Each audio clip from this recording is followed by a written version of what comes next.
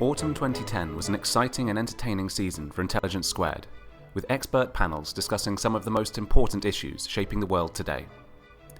Peacekeeping diplomats discussed the Middle East, and truth-seeking journalists defended their trade. Inspirational authors, artists and explorers transported us to other worlds, whilst world leaders and policymakers reminded us there was plenty of work to be done on our own. Here is a look back at some of our favourite moments. Tickets for next season are already on sale, so be sure to join us, whether in person or by tuning in live online, for the next batch of thought-provoking and agenda-shaping debate. You have these newspapers. The Daily Mail is a good example.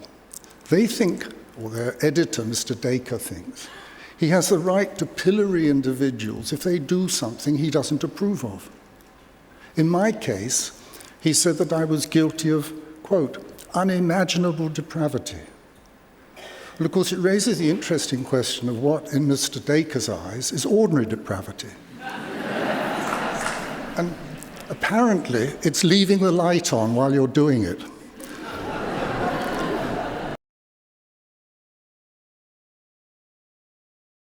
Now, the movie Eat, Pray, Love, how does it feel to be haunted in the way that you have been by, I must say, when I saw the movie recently and I saw Julia Roberts saying, "My name is Liz Gilbert," I felt like saying, no, it isn't.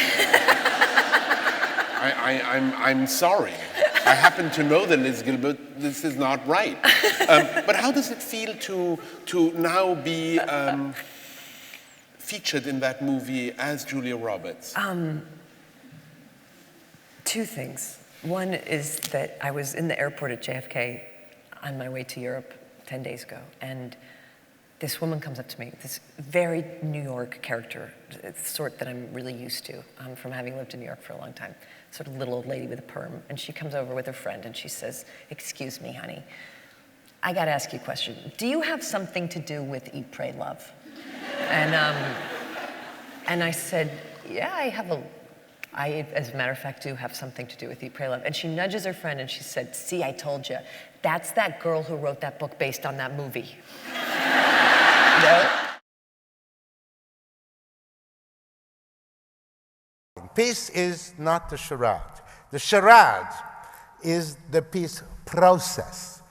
The fact that these underemployed Swedish diplomats descend and come and decide and so on, and then there come the ex-senators from the United States and even former British prime ministers and so on.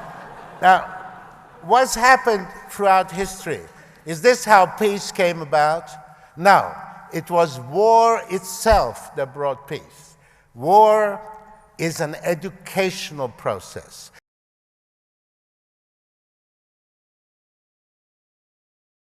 I wanted to come back to the evolutionary question, if I might, because you were definitely going to get that anyway. I was going to make sure that you tackled that one. Very important question, not least speaking as a primate.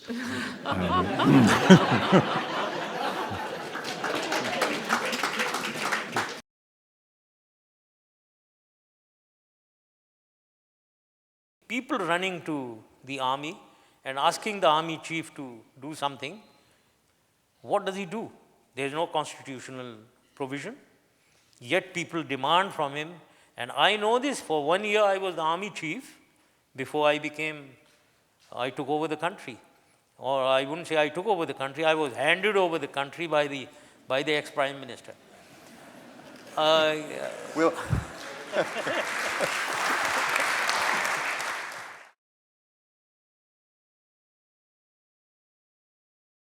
When I'm actually not writing fiction, I scarcely have ideas at all, and I find that to be a fairly happy state for the most part.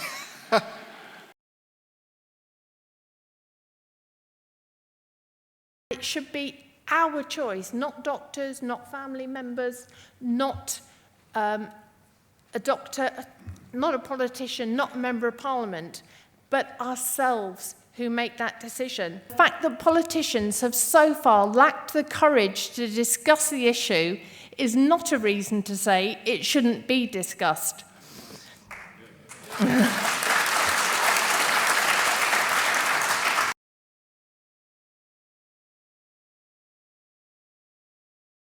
I'm proposing this motion because despite my absolute total intoxication with the modern world and all it has to offer, I think it's a fundamental truth that the photographer has to yield far more to his medium than the painter does.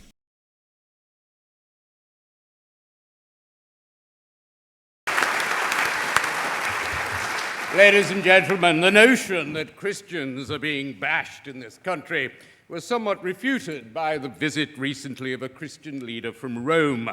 He was fawned upon by all politicians, treated by the BBC to the uncritical coverage it usually reserves for royalty, and even the tabloids showed him respect, although they were hoping the Pope would get the same treatment as Tony Blair, who cancelled his book tour after eggs were thrown at him. The Sun even had its front page ready in hope, Eggs Benedict. The other bashing, which I loved, was standing by some traffic lights in Berkeley Square on not a very nice day, and a large Rolls-Royce, chauffeur-driven, appeared, and I was waiting for the lights to go red so I could cross, and the window went down, and a child of about 8 with a pump water gun just went pump. And a voice from behind him said, in a very feminine, rather beautiful way, "An unfair world, Father."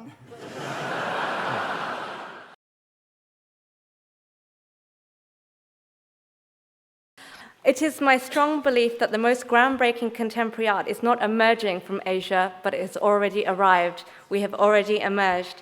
Contrary to what Sara just mentioned, my fellow panelist, I really don't believe necessarily that Asian artists feel obliged in order to please Western markets, as we will learn throughout this evening's debate.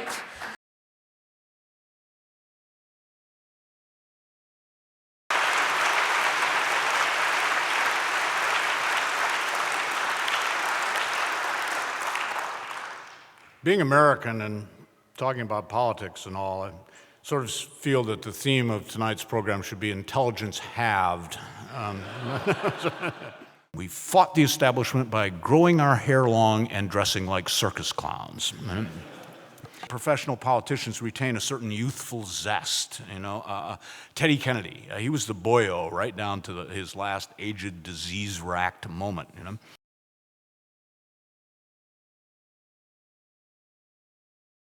Politicians promising you more democracy never mean it. Politicians promising you more democracy want more power. When they say elected, they don't mean elected. They mean selected by them.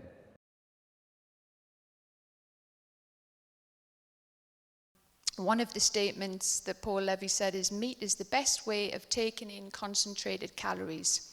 Well, yes, Paul, as you can see from his tummy, that is absolutely the way. If the farmers started growing grain and we used it to feed ourselves, and we utilized soybean and pea protein, which I'm now trying to cut down on soybeans and use pea protein, that is the future as well. We could absolutely live very healthily on a vegan diet worldwide. Wouldn't be much fun. Thank you for watching our Autumn 2010 highlights. Go to www.intelligencesquared.com/events for more information on our upcoming events, and enter the discount code YouTube for 10% off your next purchase. Thanks for watching, and we hope to see you soon.